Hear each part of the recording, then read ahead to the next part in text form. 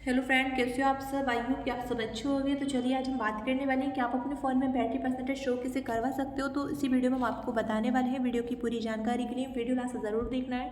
अगर आपने अभी तक हमारे चैनल को सब्सक्राइब नहीं किया है तो आपसे रिक्वेस्ट है कि आप हमारे चैनल को सब्सक्राइब कर लें। बहुत सिंपल स्टेप है जो आपको देखनी है, फॉलो करनी है। आइए वीडियो स्टार्ट करते हैं। आप अपने फ़ोन में बैटरी परसेंटेज शो करवाने के लिए सबसे पहले अपने फ़ोन की सेटिंग को ऑन करेंगे। सेटिंग ऑन करने के बाद में यहाँ से आपको काफ़ी सारे ऑप्शन देखने को मिल जाते हैं, जिसमें से यहाँ से आपको एक ऑप्शन देखने को मिल जाता है बैटरी का। आपको यहाँ पे बैटरी पे क्लिक करना है। बैटरी पे क्लिक करने के बाद में यहाँ से आपको उस तरह का इंटरफेस देखने को मिल जाता है। तो यहाँ से आपको एक ऑप्शन देखने को मिलता है बैटरी परसेंटेज का। आपको यहाँ पे बैटरी परसेंटेज शो करवाने के लिए बैटरी परसेंटेज पे क्लिक करना है। क्लिक करने के बाद में यहाँ से आपके फ़ोन में आपको बैटरी परसेंटेज शो होने लगती है।